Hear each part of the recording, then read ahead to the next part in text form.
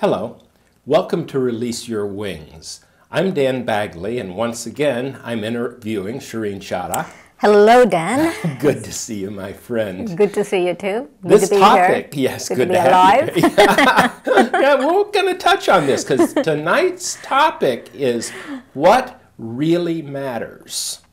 And, well, it's been a wide open thing to think about in the week since we decided to discuss it. So let's start off, Shireen. I won't make it multiple choice. What really matters? You know, when I heard that topic, I was thinking about non-duality. Mm-hmm.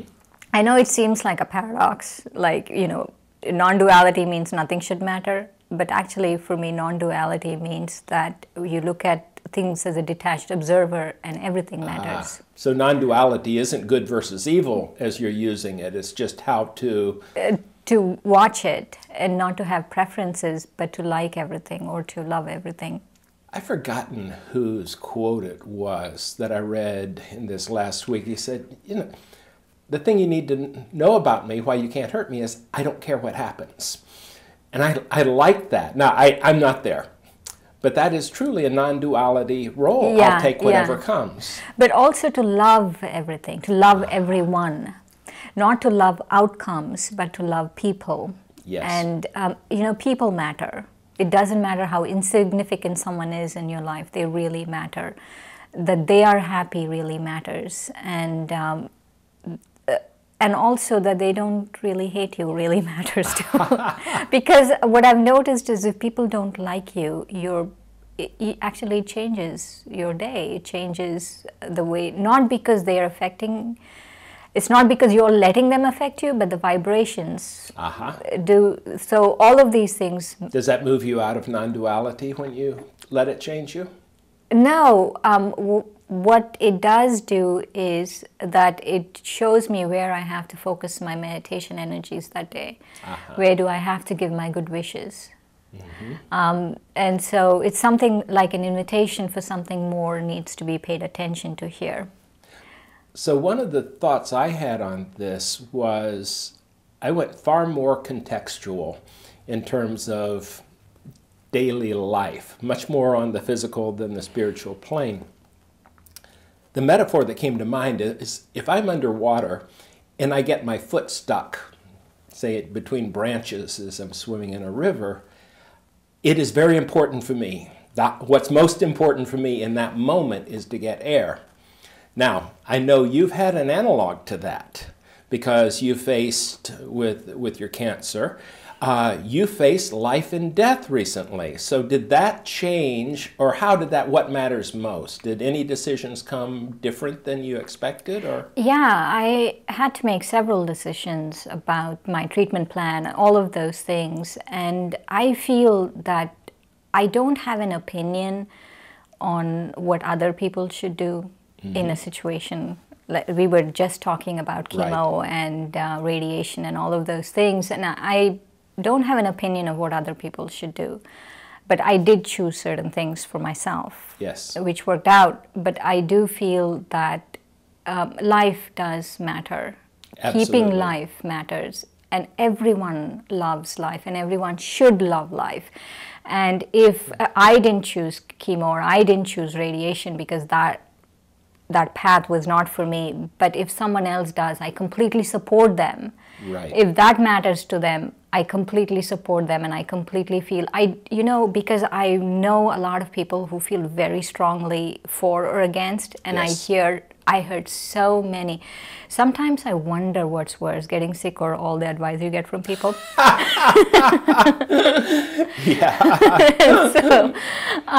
And so they're so strong. They have such strong opinions against, actually, when people heard, you should go and you should do this and you should talk to people and how you did this and that.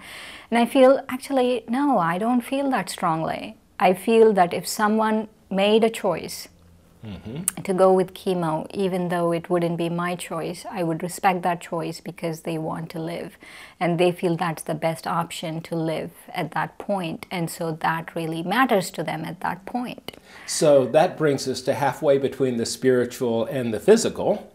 And that might be one of the things I came across this week, is being in the here and now, of dealing what's on your with what is on your plate at this moment in as open-hearted way as we possibly can. Does that kind of relate to what you're talking about? Yeah. Actually, I want to talk to you about spirituality, that most of the time we fixate ourselves on physical things.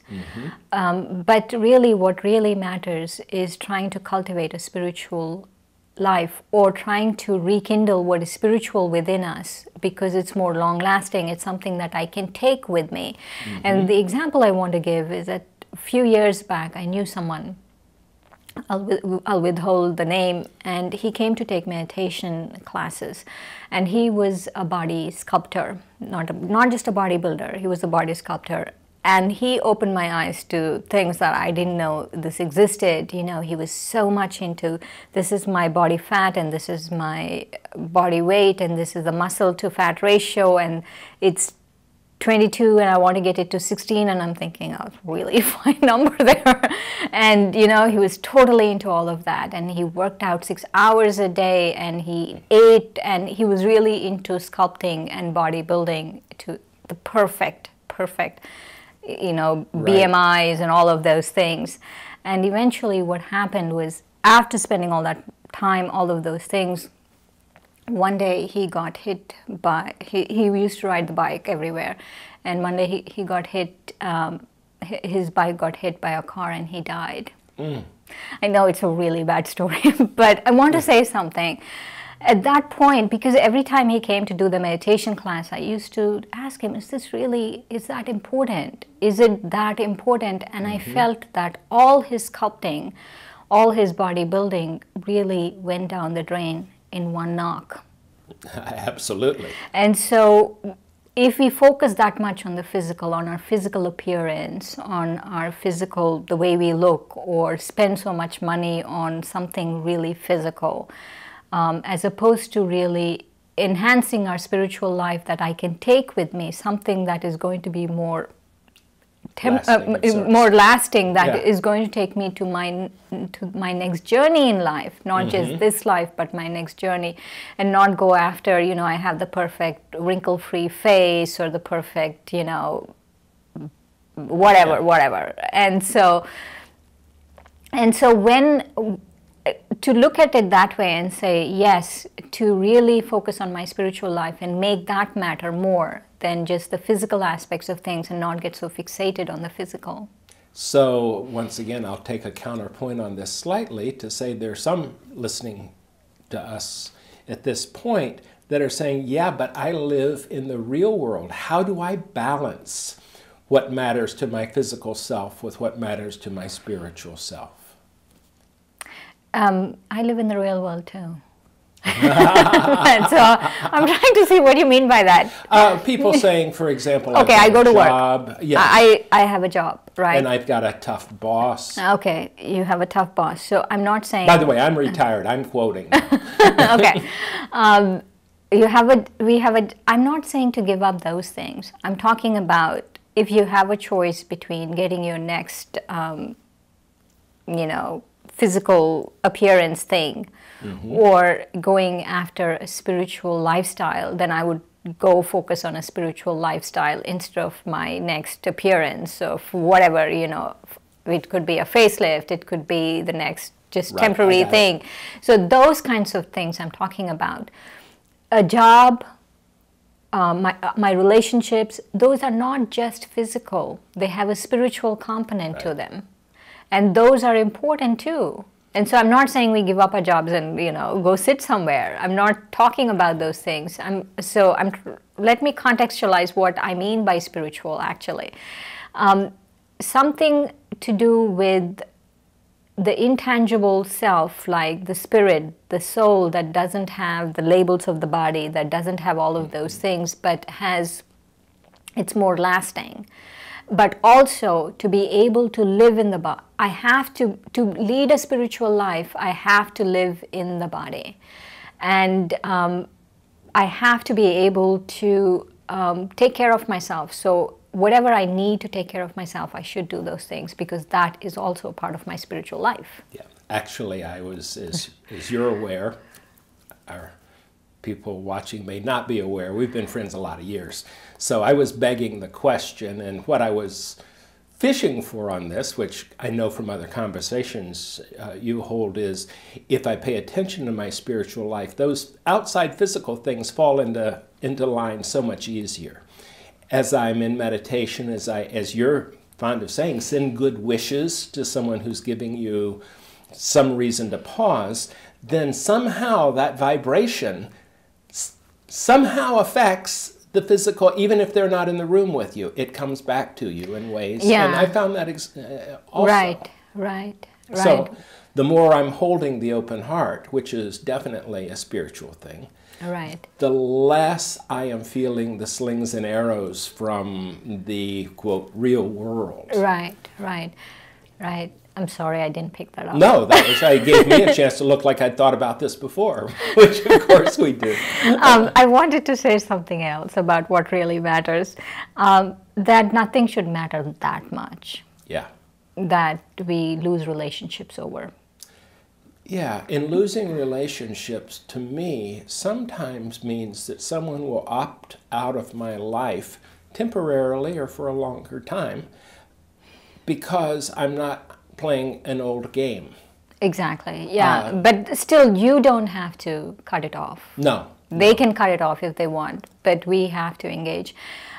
That's a really good point you're making. But at any given time, right, in any given situation, I should be able to say at any time in the game, any time in a situation, it doesn't matter. Never mind. I have to be able to say that. Absolutely. And in that way, there are people that become what a friend of mine calls no-time friends, which means no matter how far you are in terms of one meeting to the next, it might be a month, it might be a year, it might be 2 years. When you get back together, it's like no time passed.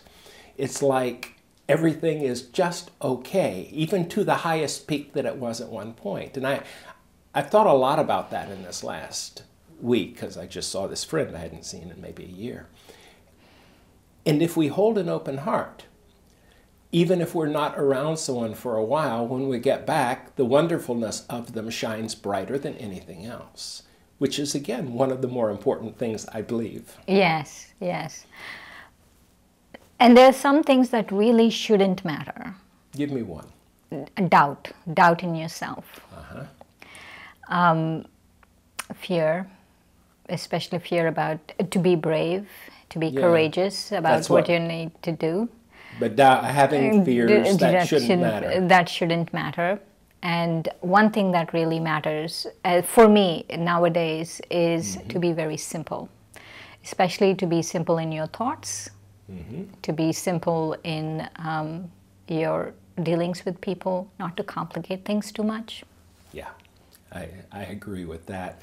Because the moment we're trying to contort with reasons why we're doing it and excuses why we can't be open-hearted, then we're creating barriers we have to maneuver around. Yeah. So what else, one last thing in our last minute or so, that you'd say this supremely is important of what matters to you?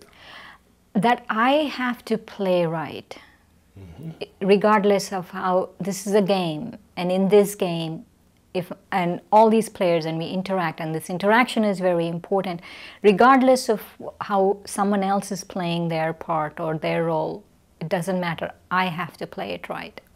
I like that. My read on that, when I ask myself that question this week, is, are the relationships that I have nourishing for all concerned? In other words, do I have friends, close ones, that I feel I'm better than myself for having known them, for being in that? And do they feel I like myself better when I'm around you? For me, it came down to relationships, personally starting with my wife and children, and creating concentric circles out to close friends and all that. So that, anyway, we have different things of what's important to us, most important.